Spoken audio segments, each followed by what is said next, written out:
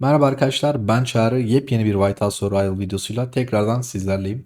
Bu videomuzda labirentte kullanmanız gereken formasyonları, kahramanları ve gün gün neler yapmanız gerekiyor detaylı bir şekilde size bunu anlatacağım. Mağazadan neler almanız gerekiyor bunu güncellemem gerekiyordu. O yüzden yeni bir video çekiyorum. Labirent bizim için çok değerli arkadaşlar. Ne kadar ilerlersek o kadar mağazadan ödül alabiliyoruz ve aşağıda yüksek ödüller alabiliyoruz. O yüzden videoyu beğenip yorum yapıp eyaletinizdeki arkadaşlarınızla paylaşırsanız çok sevinirim. Henüz kanala abone değilseniz kanala abone olarak beni destekleyebilirsiniz. Öncelikle temel bilgilerden başlayacağım. Sonra kullanmam gereken formasyon ve kahramanları anlatacağım. Temel bilgilere geçecek olursak ilk başta arkadaşlar labirent fırın seviyeniz 19'a ulaştığında açılıyor. Komuta merkezinden giriş yapabiliyorsunuz. Cesurların diyarı, canavar mağarası, Işıltaş madeni, derin laboratuvar, karanlık ocak ve dünyanın kalbi olmak üzere toplam 6 tane mağaramız var. Bunlardan Cesurların Diyarı hemen açılır. Canavar Mağarası eyaletinize petler geldiği zaman yani 54. gün ortalama açılıyor. Işıltaş Madeni'nde tılsımlar geçerli. Burada da fırın seviyesi 25 olduktan sonra tılsımlarınız açıldıktan sonra açılıyor.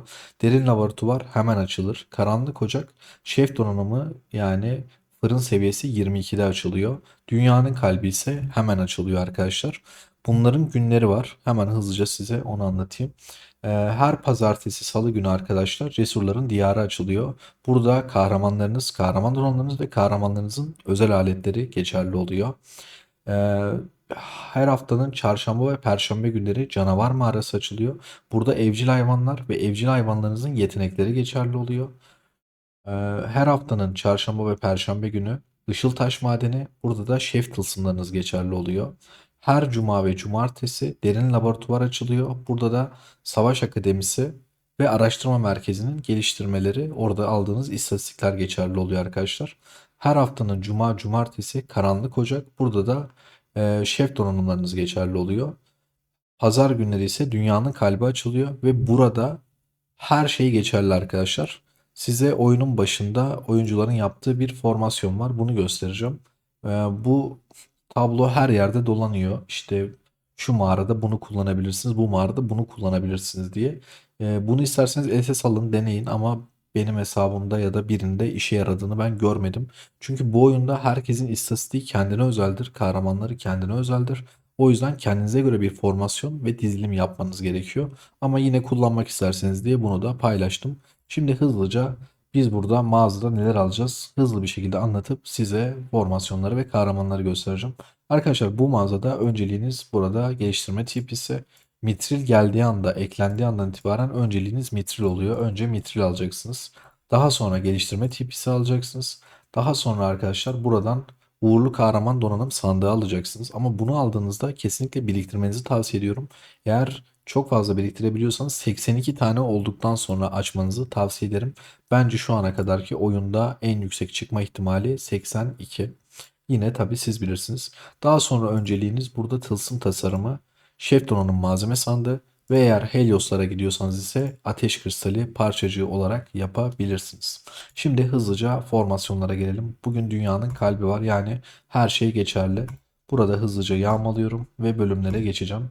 Dizilişimi yapacağım zamanda da ilk başta 60-40 formasyon yapacağım arkadaşlar. En güçlü piyademi koyuyorum. En güçlü mızrakçımı koyuyorum. Yanına iki tane seçeneğim var. Bir tanesi Bradley, hatta 3 seçeneğim var. Bir tanesi Bradley, bir tanesi Greg, bir tanesi ise Zimman. Zimman 4 yıldız olmadığı için Zimman'ı kullanmıyorum. Burada benim seçeneklerimden bir tanesi Bradley, bir tanesi ise Greg. Ben öncelikle Bradley kullanacağım. Sonrasında bunu değişeceğim. Burayı direkt 60-40 yapıyoruz.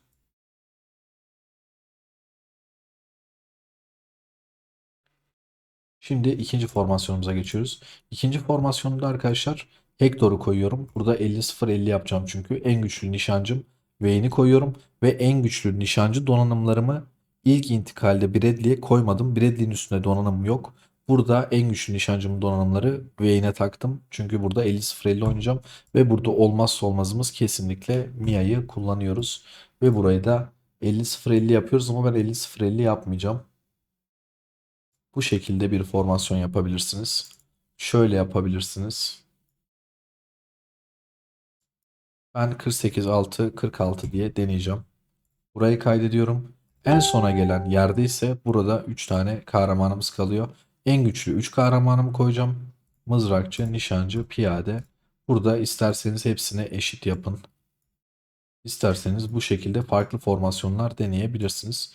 Bir önemi olmayacak. Burası zaten hızlı bir şekilde hemen yenilecek. Şu şekilde bir deneyelim. Ben artık buraları geçemiyordum. 3 milyar güce 4,3 milyar güç var.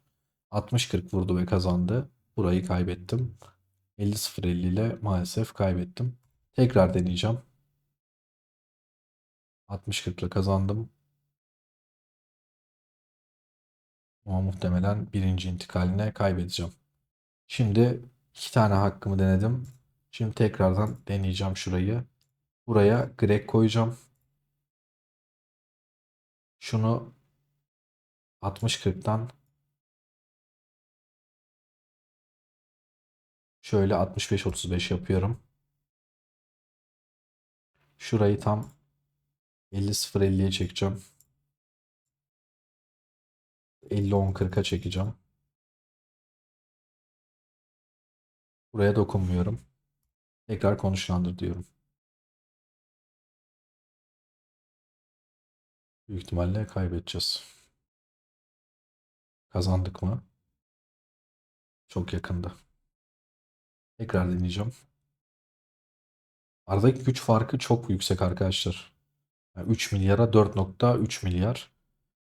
Sizin hesaplarınızda eğer bu taktiği henüz denemediyseniz büyük ihtimalle işe yarayacaktır.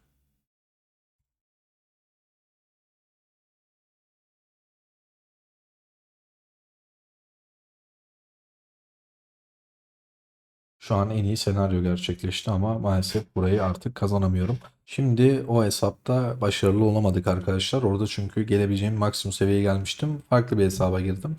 Burada da ilk başta 50-10-40 dizdim. Şimdi buraya 60-40 dizdim. Burayı ise eşit bıraktım. Bakalım bu hesapta başarılı olabilecek miyiz? 5 milyar güce 6,4 milyar güç burada artık. Bayağı biz bunları hep kendi hesaplarımızda son seviyeye kadar getirdiğimiz için şey oluyor arkadaşlar. Ve burada başarılı oldu. Söylediğim taktik. Gayet güzel. Geçtik burayı tekrar. Artık burada yenileceğiz.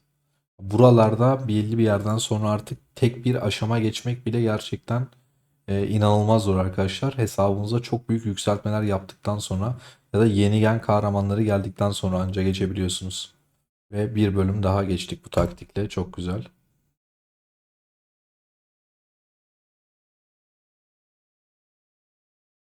Bakalım 60-40 neler yapacak. Maalesef çok yakında. Tekrar deneyelim. 50-0-50. İkisini alamaz. Bunu kaybedecek. Çünkü son birliği bile aslında çok güçlü oluyor. Böyle baktığınızda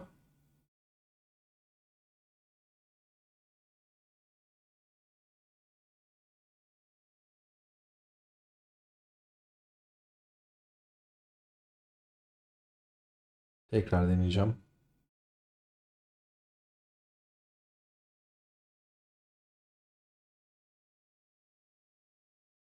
Kazanabilirim. Kazandım. Harika. Tekrar deneyeceğiz.